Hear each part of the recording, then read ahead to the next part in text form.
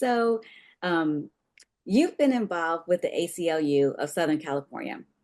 How has that work influenced your approach to journalism, activism, and civic engagement?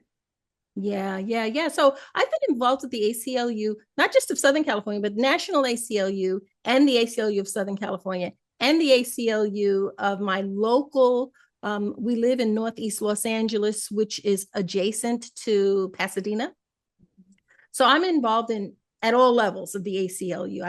I've served on the executive board of the National ACLU, the executive board of the ACLU of Southern California, and the executive board of the ACLU Pasadena Foothills chapter. And I consider my involvement with the ACLU to be um, I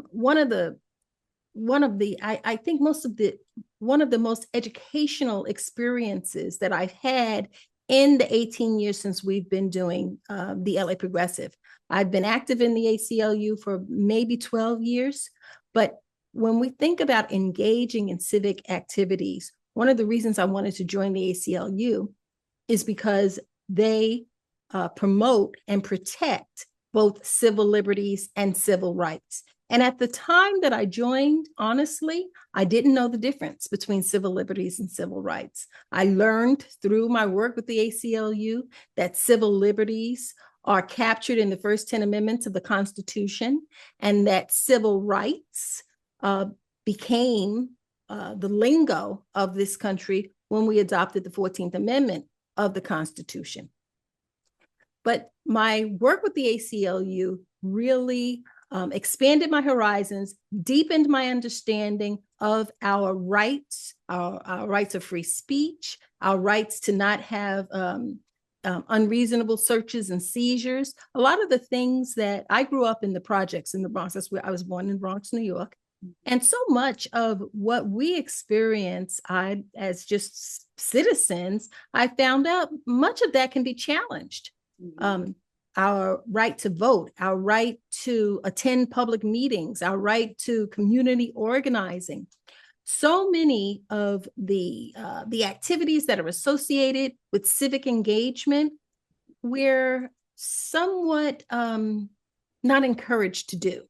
And that lack of encouragement, I think, begins at the lower levels of education, middle school even. I think these are things that should be taught in public school, that in order to have a civically engaged populace, you have to have that in order to have democracy. I believe it is impossible to have democracy without a population that is both informed, educated, and civically engaged. And so the ACLU was one of the ways that I maintained civic engagement, that I made sure that what I was publishing was not in any way violating any laws like copyright infringement or, so I took my role with the ACLU. I took that role as an opportunity to educate myself, educate my community, and to also provide support to the ACLU as a volunteer. And I've done that for the past 12 years, and I'm still doing it. That's great information, and to know that you can get educated by being involved with the ACLU. That's right. Yeah. So many people think of the ACLU as just a litigation organization, but it lobbies. So you can lobby, and I was taught how to lobby, how to lobby my own congressional representative, how to lobby my own state representatives by working at the ACLU. So it litigates, it lobbies, and it educates the community about all of the issues that are pressing us. Like right now, the ACLU is heavily involved. It's probably the premier organization that has won more Supreme Court cases than any other nonprofit. That's great. And again, I really didn't know all that information about the ACLU. Now it makes me actually want to get involved and get educated by them and work with them. I highly recommend it. Yeah. It's very inexpensive. I don't remember what the annual membership is, but I'm pretty sure it's like $100 or less. I shouldn't say. Just go to aclu.org and you can find out how to join. It's an annual, very low, reasonable membership fee, and it really kind of keeps you abreast of what's happening in this country. In many ways, I think that the ACLU does a lot of what Congress should be doing. But definitely I encourage everybody to go to aclu.org. Yeah, that's such a great resource. During the series, I've been talking about the lack of civic education and what happened with civics in schools and so forth. And I have a gentleman on here talking about that as well. But this is really good to know that organizations like the ACLU are there and can educate. So, so you've worked alongside many activists and movements. What strategies have you seen be most effective in turning grassroots activism into lasting political change?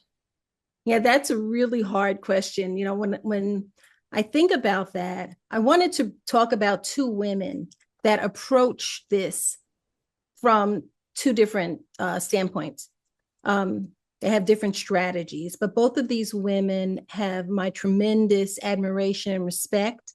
The first is Angela Davis, and everybody knows. I mean, her name is a household name. She's a feminist, a brilliant activist, an academic, a public intellectual, and she says that Americans must continue to fight for human rights because victories of the past are not permanent. Mm-hmm. And that's what I have witnessed. You know, I am several decades old. And the older I get, the more I see we seem to have victories and then find out that this thing is coming around again. Mm-hmm. And I think we're experiencing that right now.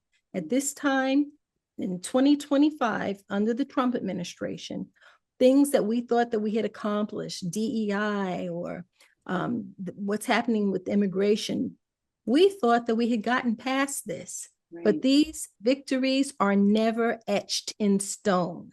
And that's a quote from Angela Davis. And what she encourages people to understand is that social justice is a forever fight. Mm-hmm. And so while I would love to be able to do some work, accomplish what we want to accomplish and say, that's done. Yep. That's not realistic. Box checked. Right. It's really not realistic. And I had to come to terms with that because it can feel frustrating. It can leave you with a sense of hopelessness when you understand that this is a life work. But then, and so that's the realistic perspective, but there is reason for hope. And I wanted to talk about another woman whose name is not a household name, and her name is Jane McAlevey.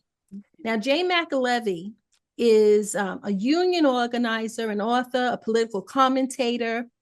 She was a senior policy fellow at the University of California, Berkeley's Institute for Research on Labor. And I speak about her in the past tense because she passed away, sadly. She left us too soon.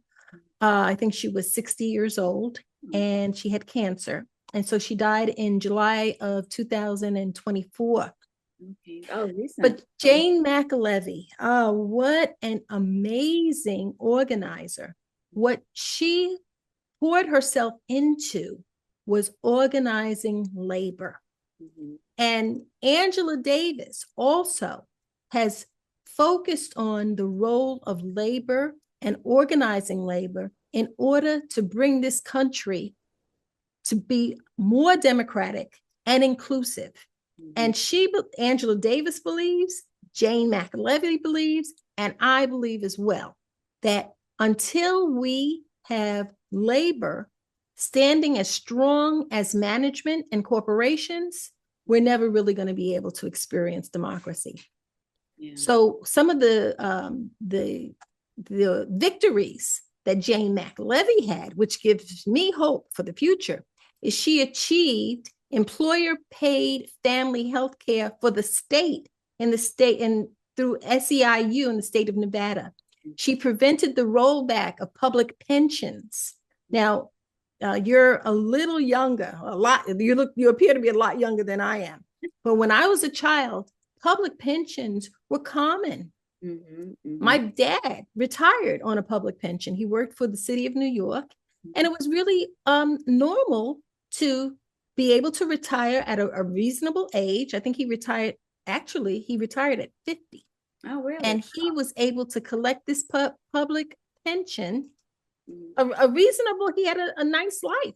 From age 50, he died. He was 88 years old, and his pension was fine. Yeah. We've come to the place in this country where it's normal to not have a pension, Hmm. not just public pensions, but private Private pensions. ones too. And we've been convinced that it's not possible to have these things. Well, other countries have them. Other countries have universal health care. And so Jane McAlevey has fought some major fights and had victories. But like what Angela Davis says, what we have to understand is victories are not permanent. So you got to stay in the fight.